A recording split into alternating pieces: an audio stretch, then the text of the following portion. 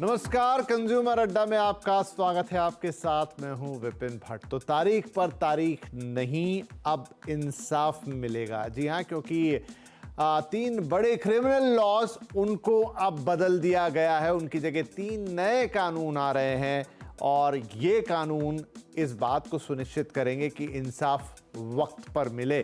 तो कई सारे बड़े बदलाव हुए हैं जिन पर हम चर्चा करेंगे।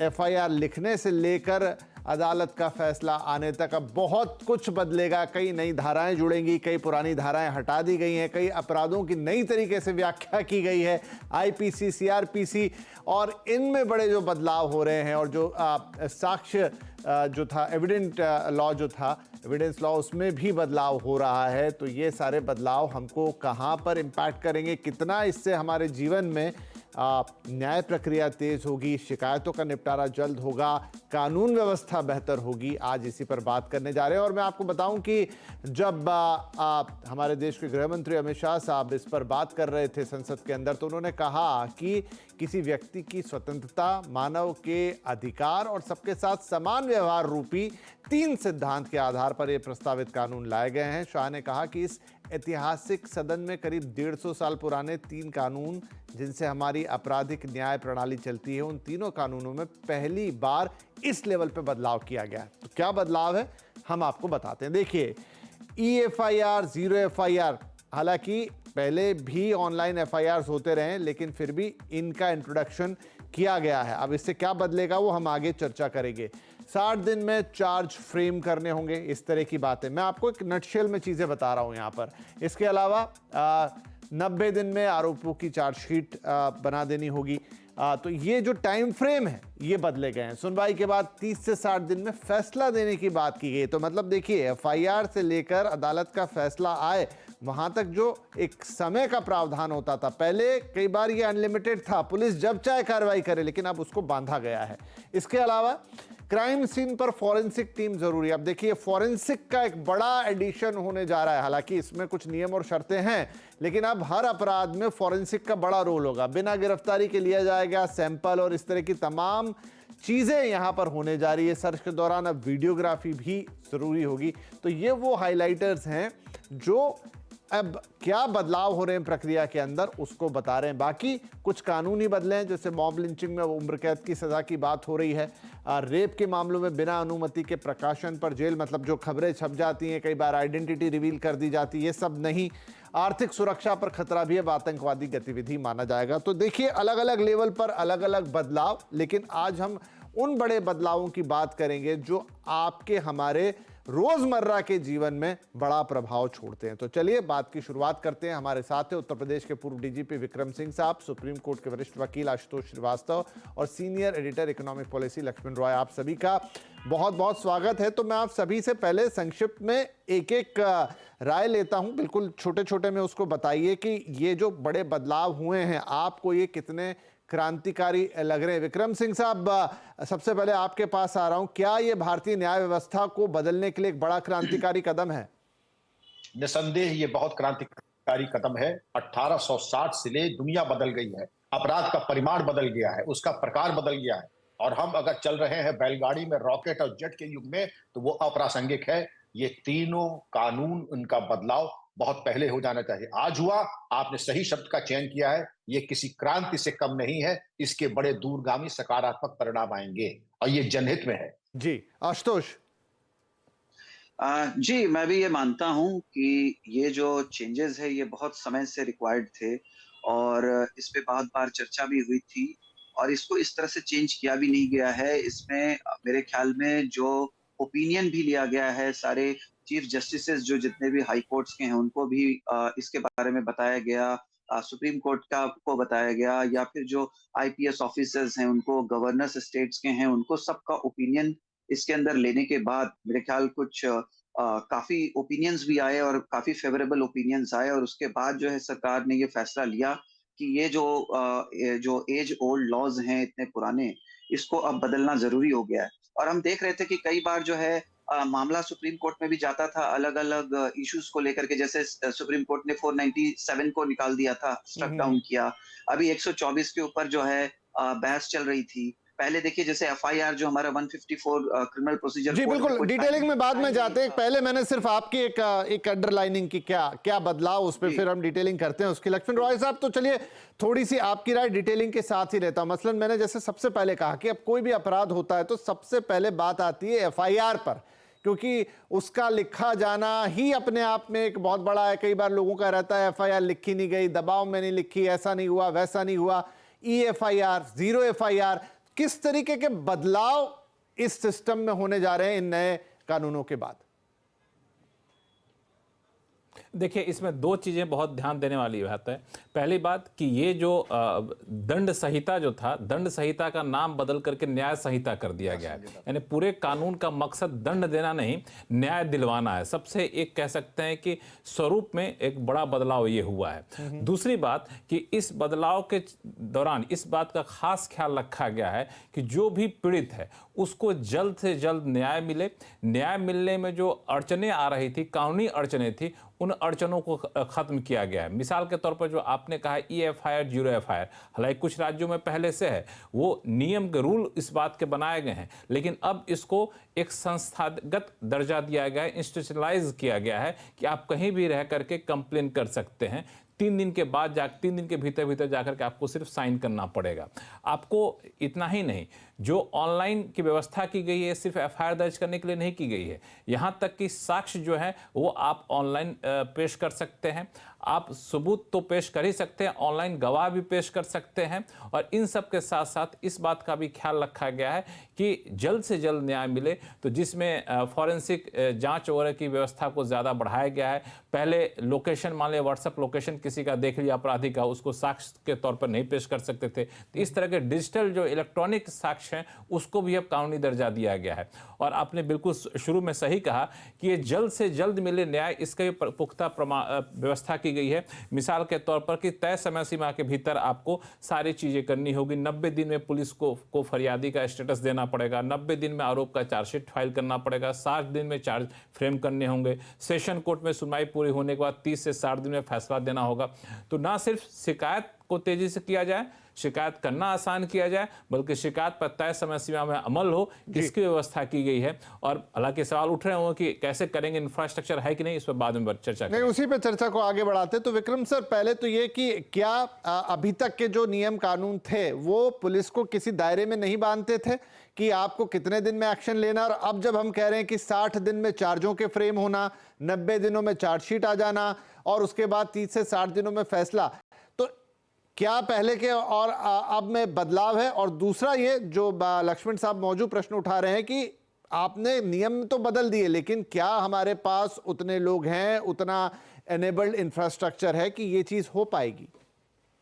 विपिन जी, सबसे पहले तो ये था कि हमारे यहाँ जो सीआरपीसी थी, धारा 154 जो एफआईआर की थी, उसमें लगभग कमोबेश यही प्राविधान थे, लेकिन ई एफआईआर नहीं थी, जीरो एफआईआर नहीं थी, और 15 दिन के अंदर जीरो एफआईआर गंतव्य पहुंच जाए, इसका प्राविधान नहीं था। तो जनहित पे ये जो है, ये किसी क्रांतिकारी कदम से कम नहीं है। अब एफआईआर के बाद जो व्यवस्था दी गई है कि 90 दिन में चार्जशीट, 60 दिन में फ्रेमिंग ऑफ चार्जेस, 30 दिन में डिलीवरी ऑफ जजमेंट, इसके अलावा और तमाम ऐसी चीजें आ गई हैं जो कि इन्वेस्टिगेशन में रोड़ा अटकाती थी। हम स्वयं जानते हैं कि 3-3 साल, 4-4 साल इन्वेस्टिगेशन चलता था, 90 दिन भूल जाइए, अब ये 90 दिन हो गया है। उसके बाद ये आता है कि जो फ्रेमिंग ऑफ चार्जेस है वो सीमित कर दिया गया है। इसमें कोई बहुत ज्यादा संसाधन की जरूरत नहीं है, लेकिन जहां पर हर क्राइम सीन के ऊपर फॉरेंसिक टीम जाए, मसलन आप दिल्ली में देख लें, अगर एक पॉइंट ऑफ टाइम पे 50 अपराध घटित, क्या हमारे पास 50 फॉरेंसिक टीम्स हैं? नहीं है। और अगर नहीं है तो हम उसके लिए क्या व्यवस्था करेंगे? माना हर थाने में क्राइम किट बॉक्स होता है, बेसिक फॉरेंसिक होती है, लेकिन एक होता है खानापूरी और एक होता है निष्ठापूर्वक फॉरेंसिक साइंस का इस्तेमाल करना। अब हम आते हैं कि ड्यूरिंग कोर्स ऑफ ट्रायल अगर वीडियो कॉन्फ्रेंसिंग की व्यवस्था की गई है, तो क्या हमारे हार्डवेयर सॉफ्टवेयर इतने पुख्ता है कि सारे कोर्ट्स को वीडियो कॉन्फ्रेंसिंग के लिए हम उपलब्ध करा करके और सुचारू रूप से फेल प्रूफ और फूल प्रूफ एविडेंस हम रिकॉर्ड कर सकते हैं? इस पे मुझे थोड़ा सा डाउट है, लेकिन मुझे विश्वास है कि इस टेक्नोलॉजी को अपग्रेड करके हम 5G टेक्नोलॉजी आने वाली है, तो वीडियो कॉन्फ्रेंसिंग के जरिए, जिससे कि शातिर अपराधी कोर्ट न लाया जाए, उनका आपराधिक साम्राज्य न चले और वो धमकी धपाटा न कर सके। इसके अलावा एब्सकॉन्डिंग एक्यूज, जो पलायित अपराधी हैं, भूमिगत अपराधी हैं, उनके बारे में भी कार्रवाई और विचारण और न्यायालय के द्वारा दंड इन एब्सेंशिया दिया जा सकता है। तो जो भी देश के बाहर हैं, तमाम ऐसे चरमपंथी, चाहे अब नाम लेना उचित नहीं है, उनको भी दंडात्मक कार्रवाई करके पलायित अपराधी घोषित किया जा सकता है। हथकड़ी लगाने के बारे में भी दिशा निर्देश ये है कि जो शातिर अपराधी हैं, जो भागने में अभ्यस्त हैं, जिनके भागने की संभावना है, उनको हथकड़ी पहनाई जा सकती है। डीके बसु बनाम भारत सरकार में यह व्यवस्था दी गई थी कि हथकड़ी के बारे में तमाम बंदिशें आई थी। संगठित अपराध को परिभाषित किया गया है, उग्रवाद को, चरमपंथी गतिविधियों को परिभाषित किया गया है। रेप के केस में 20 साल की सजा कर दी गई है। और इसके अलावा अगर आप देखें कि धारा 497 को हटा दिया गया, अडल्ट्री हटा दी गई है, लेकिन मैरिज बाय डिसेप्शन, धोखे से या कि गलत फैक्ट्स दायर करके, तो उसके ऊपर बहुत कड़ी सजा है। और उसके ऊपर जो हमारे महिला वर्ग है, उन्होंने इसका बहुत स्वागत भी किया है। इसी तरीके से रेप के ऊपर 20 साल की सजा है, गैंग रेप के ऊपर मृत्युदंड प्रस्तावित है, और मॉब लिंचिंग को परिभाषित किया गया है। संगठित अपराध और टेररिज्म के साथ साथ आप ये देखेंगे कि राजद्रोह और देशद्रोह, इनमें अंतर दिखाया गया है। राजद्रोह जिसको हम लोग बार बार कहते हैं सेडिशन एक सामंती एक व्यवस्था थी, हटा दी गई है। लेकिन देशद्रोह को 7 साल की सजा रखी गई है, धारा क्लॉज 150 नई संहिता में। तो ये तमाम ऐसे संशोधन है जिनके बड़े दूरगामी सकारात्मक परिणाम होंगे। बाकी अगर टाइम रहा तो आगे मैं और इसके बारे में नहीं, बिल्कुल बिल्कुल, वो हम आपसे एक एक करके बात कर ही रहे हैं। आशुतोष, मुझे बताइए कि अब जैसे चाहे पुलिस हो, चाहे आप वकील लोग हों, क्या फिर से नए सिरे से सब कुछ याद करना पड़ेगा, नई धाराएं सीखनी पड़ेंगी, वो बुक्स के थ्रू जाना होगा?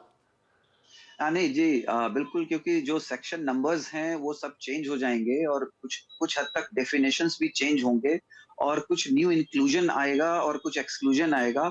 तो ऑब्वियसली ये पढ़ना तो सबको प्रॉपर पड़ेगा, चाहे वो जुडिशरी हो या लॉयर्स हो या पुलिस अथॉरिटीज हो या कोई भी इन्वेस्टिगेटिंग एजेंसी हो, सीबीआई, सीआईडी, उन सबको जो है इसको फिर से इन धाराओं को जब वो एफआईआर भी बनाते हैं तो उनको सोच समझ करके कि ये जो इंसिडेंस हुआ है उस इंसिडेंट से रिलेटेड कौन से सेक्शंस प्रॉपर बनते हैं, उसी हिसाब से उनको धाराएं लगानी होंगी। और जो प्रोसिक्यूशन होगा वो भी जो है जो हमारा अभी जो कानून बना है, भारतीय नागरिक सुरक्षा बिल संहिता, उसके हिसाब से जो है उनका प्रोसिक्यूशन होगा और उसमें अब सारे प्रोसेसेस को जो है लेट डाउन किए जाएंगे। लेकिन जहां तक चेंजेस का है, इसको बड़े रूप में देखना चाहिए, इसको पॉजिटिव वे में लेना चाहिए, क्योंकि चेंजेस तो ऐसे भी हो रहे थे और इसमें जो है कोर्ट्स को इंटरफेयर करके चेंजेस करना पड़ रहा था। मिसाल के तौर पे जैसे अभी अगर हम सेक्शन 154 बोले क्रिमिनल प्रोसीजर कोड का, जिसमें एफआईआर रजिस्ट्रेशन की बात की जाती है, तो एफआईआर करने के लिए कोई टाइम जो है बाउंड नहीं था। फिर जो है मामला सुप्रीम कोर्ट में गया तो सुप्रीम कोर्ट ने जो है ललिता कुमारी वर्सेस स्टेट ऑफ यूपी का जजमेंट पास हुआ, जिसके अंदर जो है ये सारे जो पैरामीटर्स हैं एफआईआर के वो बनाए गए, टाइम लिमिट को भी तय किया गया। और इसी तरीके से और भी, जैसे मैंने सेक्शंस बताया, अभी 124 जो सेडिशन था उस पर बहस चल रही थी। फिर हमने पहले भी देखा 377 के ऊपर जो है कोर्ट ने ऑर्डर किया, या इसी तरीके के मैटर्स जो हैं 497 को स्ट्राइक डाउन किया गया आईपीसी में से। तो इस तरीके के जो चेंजेस थे वो मॉडर्न टाइम में ऑलरेडी कोर्ट के द्वारा किए जा रहे थे टाइम टू टाइम, लेकिन अब वो थोड़े थोड़े चेंज करके वो पॉसिबिलिटी नहीं थी, तो कहीं ना कहीं इसको पूरे तरीके से एडवांस बनाना जरूरी हो गया था, क्योंकि टेक्नोलॉजिकल एडवांसमेंट भी हो चुका है। तो अगर हम इंडियन एविडेंस एक्ट जो हमारा पुराना है उसकी अगर हम बात करें, जो अभी भारतीय साक्ष्य बिल के नाम से जाना जाएगा, तो उसके अंदर भी जो आज के डेट में जो हम टेक्नोलॉजीज यूज करते हैं, जो व्हाट्सएप यूज करते हैं, ईमेल्स यूज करते हैं, इन सब का प्रोविजन उस समय नहीं था 150 साल पहले। तो उसको भी कहीं ना कहीं टाइम टू टाइम चेंजेस करके जो है सरकार उसको ला रही थी। कभी कोर्ट्स उसके अंदर इंटरवीन करके जो है कानून को जो है बनाया जा रहा था। तो उसमें ये जो है जो बिट्स एंड पीसेस में जो चीजें हो रही थी उसको एक साथ बेटर करने के लिए, हाँ, उसको एक पुख्ता तौर पे उसको ब्रॉडर एस्पेक्ट में जो है वो करना एक जरूरी बन भी गया था। और मुझे लगता है कि इन सारे पैरामीटर्स को अगर हम देखेंगे तो ये लॉन्ग रन में जो है एक तरह से जुडिशियल सिस्टम को बेटर करेगा। और इसका जो उद्देश्य जो उन्होंने यही रखा है कि इसमें दोनों, चाहे विक्टिम हो या आरोपी हो, एक्यूज्ड हो, दोनों को जस्टिस मिलना चाहिए। अब जैसे पहले क्या था कि जब तक ट्रायल कंप्लीट नहीं होता है, वो कन्विक्ट नहीं होता है, तब तक के लिए वो जो है जेल में पड़ा हुआ है, अरेस्ट हो गया है और उसका ट्रायल नहीं हो रहा है, और वो अंदर है, अभी कल होकर के अगर वो समझिए एक्विट हो जाता है, कोर्ट उसको निर्दोष साबित करता है, तो उसके जो सजा जो उसने काट ली वो तो उसको वापस नहीं की जा सकती। तो इसको फास्ट बनाने की भी जरूरत थी। अब जैसे इसमें कह रहे हैं कि जो 1/3 अगर मान लीजिए किसी को 6 साल का पनिशमेंट के लिए अगर सेक्शंस लगाए गए हैं और वो ऑलरेडी 2 साल अंडर ट्रायल प्रिजनर वो जेल में रह चुका है, तो उसको जो है छोड़ दिया जाएगा, क्योंकि 1/3 सजा उसने ऑलरेडी ओके गुजार ली है। उसके ओके बाकी के लिए उसका प्रोसिक्यूशन चलेगा। हाँ हाँ अगर हाँ उसको लगता है कि हाँ इसको 4 साल की सजा कोर्ट देने जा रहा है, तो फिर वो एडिशनल 2 साल जी जी जी वो जो है जेल में जाएगा। ठीक है, तो ये मतलब एक तरीके से हाँ आप सही कह रहे हैं कि लक्ष्मण जी ने सही बोला शुरू में कि दंड की जगह अब न्याय की तरफ जा रहा है कि कैसे चीजें बेहतर हो, और टेक्नोलॉजी का इस्तेमाल अब इसमें बढ़ रहा है जो आज के समय की चीज है। एक छोटा ब्रेक ले रहा हूं मैं यहाँ पर। तो क्या अब ये नए कानूनों के बाद, जिसे कहते हैं ना कि अगर लोग डरते थे कि भाई कोर्ट कचहरी के चक्कर, पुलिस थाने के चक्कर कौन लगाएगा, तो क्या वो चक्कर कम हो जाएंगे, चीजें फास्ट हो जाएंगी? एक बड़ा सवाल रहेगा। और साथ में जो टेक्नोलॉजी वाली इंटरवेंशन आ रही है, इससे कितनी न्याय मिलने में सहूलियत होगी और सही तरफ हम जाएंगे? ये दो बड़े अहम सवाल होंगे। इस ब्रेक के बाद चर्चा जारी रहेगी। ये 3 बड़े जो कानून देश में, क्रिमिनल लॉज, उनके अब बदलने के दिन आ गए हैं। इनफैक्ट अब वो बदल जाएंगे क्योंकि दोनों बिल लोकसभा से दोनों जो बिल है वो लोकसभा राज्यसभा दोनों से पास हो चुके हैं। नाउ क्विकली, समय कम है इसलिए अपने सभी मेहमानों से संक्षिप्त में लेकिन कुछ महत्वपूर्ण उत्तर। लक्ष्मण ये बताएं, क्योंकि ये अभी जैसे बात हो रही थी कि अब टेक्नोलॉजी का इस्तेमाल, फॉरेंसिक, ये वो तमाम चीजें बढ़ जाएंगी, उसके इंफ्रास्ट्रक्चर को अपडेट करने के लिए क्या तैयारी? क्योंकि अगर वो इंफ्रास्ट्रक्चर नहीं है तो उसके बिना ये बातों का मतलब नहीं निकलेगा। नहीं, बिल्कुल, ये आपने सुना होगा गृह मंत्री अमित शाह का बयान भी था जब इस बिल को पारित किया जा रहा था कि सरकार इस बिल को लागू करने के साथ साथ समानांतर तरीके से कदम उठा रही है कि कैसे इंफ्रास्ट्रक्चर को बेहतर किया जाए, चाहे तकनीक के मामले में हो, फॉरेंसिक इंफ्रास्ट्रक्चर के मामले में हो, कोर्ट की संख्या बढ़ाना हो, जजों की संख्या बढ़ाना हो, पुलिस में भर्तियां करनी हो, पुलिस को मॉडर्नाइज करना हो। बता दूं आपको कि सरकार ने फेज 3 जब लॉन्च किया अभी कुछ दिन पहले ई कोर्ट के लिए, वहां पर करीब 7,210 करोड़ रुपए को मंजूरी दी है। जी हाँ, 7,000 करोड़ रुपए से ज्यादा खर्च किए जाएंगे सिर्फ इन्हीं सारी बातों पर। ई कोर्ट व्यवस्था की जाएगी, वहां पर स्कैनिंग की व्यवस्था की जाएगी, वीडियोग्राफी होगी, वहां के जो डिजिटल इंफ्रास्ट्रक्चर है उसको बेहतर किया जाएगा। इसके लिए एनआईसी को भी 100 करोड़ रुपए से ज्यादा दिया गया है। तो एक तो पहले से सरकार इसकी तैयारी कर रही है, अब इसमें और ज्यादा तेजी लाई जाएगी। फॉरेंसिक के लिए बात करें तो वहां पे जाहिर तौर पर फॉरेंसिक के जो जानकार है उनकी संख्या बढ़ाई जाएगी। फॉरेंसिक मोबाइल फॉरेंसिक लैब जो है ये इसकी संख्या बढ़ाई जानी ताकि सीन पर जल्द से जल्द फॉरेंसिक एक्सपर्ट पहुंच सके। तो इस कानून को सिर्फ कानून तक ही ना रहे, किताबों तक सीमित ना रहे, जमीन पर सफलतापूर्वक लागू हो। मुझे लगता है कि इसकी भी तैयारी सरकार ने पैरेलली कर ली है। ओके, चलिए ठीक है। तो एक इंफ्रास्ट्रक्चर बढ़ाने की तैयारी की जा रही है और उन्हीं चीज़ों पर अब चीज़ें आगे चलेंगी। विक्रम सर, ये बताएं कि जो हम कहते थे कि आप कोर्ट कचहरी के चक्कर और थाने के चक्कर, इनफैक्ट आज भी लोग उससे घबराते हैं, क्या ये नई व्यवस्था में वो काफ़ी कम होगा? जैसे अब हम बैंकिंग में जब हमने सुधार किए तो अब बैंक जाने की जरूरत नहीं पड़ती, क्या वैसे ही अब अदालतें और पुलिस स्टेशन उतना नहीं जाना होगा? काफी हद तक पहली चीज जो मूलभूत है, एफआईआर, अब कठिनाई नहीं होनी चाहिए। ललिता कुमारी बनाम भारत सरकार, उत्तर प्रदेश सरकार था, तो ये कहते थे कि अब एफआईआर मिनिमाइजेशन नहीं होगा, लेकिन मिनिमाइजेशन तब भी हुआ। लेकिन अब जो चेक्स एंड बैलेंसेस हैं उससे इसकी उम्मीद कम की जा सकती है। गिरफ्तारी को लेकर के जो पुलिस का भ्रष्टाचार था, जब तक डिप्टी एसपी से प्रायर परमिशन नहीं ले लेंगे गिरफ्तारी संभव नहीं है। इसी तरह से अगर आप देखें कि जब समय सीमा निर्धारित कर दी गई है 90 दिन, 30 दिन और 40 दिन, तो ये मान के चलिए कि इस सीमा जब निर्धारित कर दी गई है तो एक्सपेडिशियस डिस्पोजल होगा केसेस का। और इसके अलावा जो डिजिटाइजेशन है, एफआईआर से लेकर के चार्जशीट तक पूरा केस डिजिटाइजेशन होगा, तो डिजिटाइजेशन में भ्रष्टाचार की संभावना बिल्कुल समाप्त हो जाती है, पारदर्शिता आती है। ये सही है कि जो बेसिक आपके जो हिकअप्स होते हैं, किसी जगह जो रोड ब्लॉक्स आते हैं वो आएंगे, लेकिन मुझे उम्मीद है कि 12 महीने के अंदर ये पूरी व्यवस्था सुचारू रूप से चलेगी और कोर्ट के चक्कर अब लगाने की आवश्यकता नहीं होगी, क्योंकि ई कोर्ट्स के माध्यम से और इलेक्ट्रॉनिक्स के माध्यम से वो जो तमाम कुरीतियां थी वो समाप्त हो जाएंगी। ठीक है आशुतोष, तो वैसे सर ने टाइमलाइन दी, लेकिन अब क्योंकि सारा सिस्टम बदल रहा है, सारी चीजें बदल रही हैं, इन प्लेस होते होते कितना वक्त लग जाएगा? देखिए, जैसा हम लोग अभी इंफ्रास्ट्रक्चर की भी बात कर रहे थे इसको इम्प्लीमेंट करने के लिए। अब देखिए, पहले तो हमारे यहाँ कभी भी ऑनलाइन हियरिंग हमने नहीं देखा था जो कोरोना के पहले, लेकिन इसको भी लाया गया, इसको इंट्रोड्यूस किया गया। और आज के डेट में देखिए कि जो सुप्रीम कोर्ट में चीफ जस्टिस साहब हैं, उन्होंने एक बहुत ही अच्छा जो है ये इसको इम्प्लीमेंट अभी भी कंटिन्यू किया हुआ है कि हर एक हाई कोर्ट में जो है अभी भी जो है हियरिंग हो रहा है ऑनलाइन, और अच्छे से हो रहा है, जिसकी वजह से काफी ट्रैवल लोगों का बच रहा है। लॉयर्स को ट्रैवल कम करना पड़ता है, लिटिगेंट्स को ट्रैवल कम करना पड़ रहा है। तो ये ऑलरेडी डिजिटल की तरफ तो हम जो है बढ़ते ही जा रहे हैं। और जो अगर आज की हम बात करें तो हमारा इंफ्रास्ट्रक्चर ऐसा नहीं है, काफी इंप्रूव हो चुका है। आज की डेट में पुलिस जो इन्वेस्टिगेशन भी करती है, कितने सारे ऑनलाइन स्कैम्स का इन्वेस्टिगेशन चल रहा है, या फिर हम जो देख रहे हैं कितने सारे सेल जो है अलग से बनाए गए हैं, उसको भी डिजिटलाइज किया गया है। और ट्रेनिंग जो है उनको दिया जा रहा है पुलिस अथॉरिटीज को, कि इस तरह के जितने भी साइबर क्राइम से रिलेटेड कितना सारा मामला हम देख रहे हैं कि पुलिस उसको सॉल्व कर रही है, और कोर्ट उसके ऊपर प्रॉपर जजमेंट्स दे पा रहा है, प्रोसिक्यूशन हो रहा है, ट्रायल चल रहा है। तो कहीं ना कहीं तो जो हम आज के डेट में हम मॉडर्नाइज ऑलरेडी काफी हद तक हुए हैं। और जो एक्यूज्ड हैं, जो एक्यूज्ड को देखिए हर डेट पर जो है पुलिस लेकर के आती थी, गाड़ी में बिठा करके कोर्ट में लाती थी, उसमें कितना पैसा और टाइम बर्बाद होता था सरकार का। उसको भी अगर हम देखें तो वहां एक्यूज्ड बैठ करके अपना ट्रायल देख रहा है, टीवी के ऊपर जो है ऑनलाइन देख रहा है। ये भी कितना इंप्रूवमेंट ऑलरेडी इसके अंदर हुआ है। तो हियरिंग्स भी हो रहा है, ट्रायल भी हो रहा है ऑनलाइन, और एक्यूज्ड को प्रोड्यूस भी किया जा रहा है ऑनलाइन।